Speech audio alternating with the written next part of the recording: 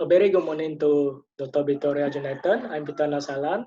First of all, I want to thank to my supervisor, Dr. Serena Sabir, for her guidance and advice for me to complete chapter 1, 2, and 3 for final year project. And this is my title, The Relationship of Problem-Based Coping and Emotion-Based Coping and Employees Work-Life Balance in Public Sector. Chapter 1 introduction is this is the content. Background study, the coping strategies such as problem-based coping and emotion-based coping are very important to maintain their work-life balance. The interference of work demands affect individual family-related and personal interests as the need to perform multiple tasks, which leads to work-family conflict.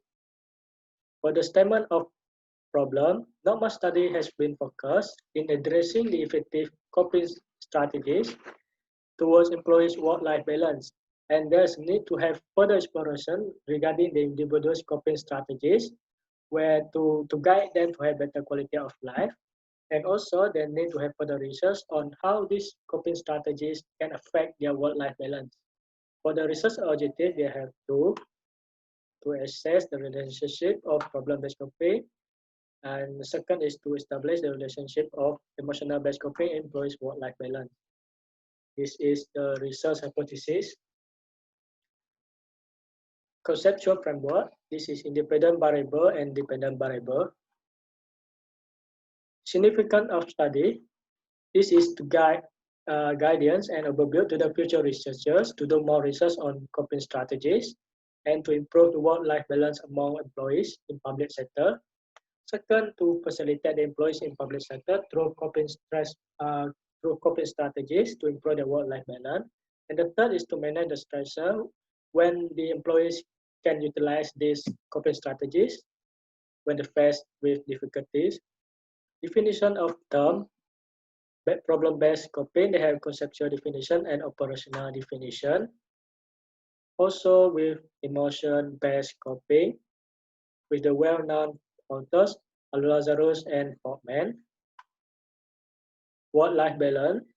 For the conceptual definition, according to Lewis and Beauregard, 2018, work-life balance defined as individual experience or aspiration, with particular focus on time squeeze white collars or use as adjective to describe workplace policies. The limitation of this study is the research is conducted only in public sector but not the private sector. And second is the Google form was distributed through online, which is WhatsApp. And the study may not really accurate where the respondent might be influenced by some factors such as willingness to answer the question. For chapter 2 is literature review. For the focus of study is to examine whether the relationship between these two variables are strong or weak.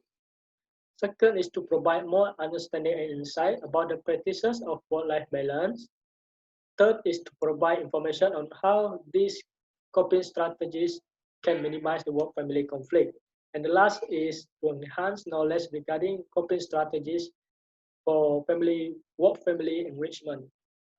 For empirical discussion, past research from the Nosek, Octakibis, and Winson in 2010, they investigate the relationship among coping strategies used by entrepreneurs and a set of antecedents. They have 469 respondents from 2 European countries, and the result found is positive relationship between the problem-based coping and entrepreneur personal well-being. Whereas Rahnama, etc., in 2017, they investigate the relationship between anxiety and coping strategy in the family caregiver patient with trauma.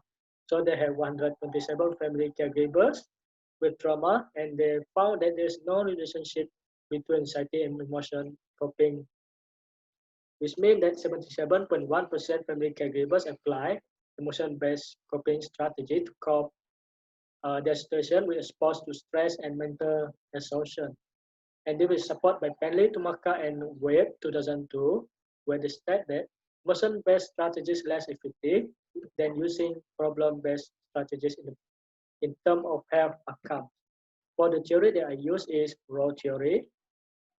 And Greenhouse 2003 state that the individual will achieve better quality of life when they balance the work and life role in terms of time balance, involvement balance, and satisfaction balance.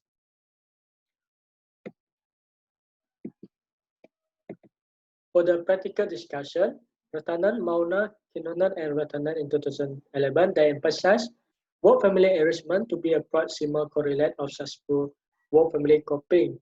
And according to Zhang, etc., in 2015, a research regarding coping strategies on employee effective and organizational provision of work-life balance programs on employee well-being.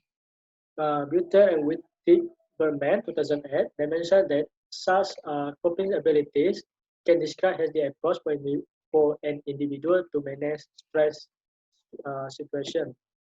For the research methodology, the research design that I use is quantitative research, where to study the relationship of problem-based coping and emotion-based coping on the work-life balance among employees.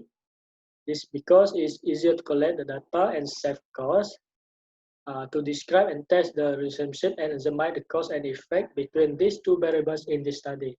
It also can able to conduct on a large scale, which give a lot of information as far, and the use of graph is very important, so we can able to describe the patterns. For the population sample and sampling, the population is drawn randomly in the public sector in Kuching. So the population is 100 employees and at least sample is 30 employees. For the instruments, both family conflict and work-life balance, they have 9 number of items which adapt from Carlson and Greenhouse respectively, and the problem-based coping and emotion-based coping, they have number 7 items which adapt from Lazarus and Folkman, 1984. Pilot study is important, so pretest is essential for ensuring the information offered in the answers exhausts all possibilities. So this can be used to improve the research and minimize unforeseen events. For validity and reliability, is referred to how where the test measure is proposed to measure. Quality of study is the voluntary of the participant, whether they want to participate or not. We cannot force them to answer the survey.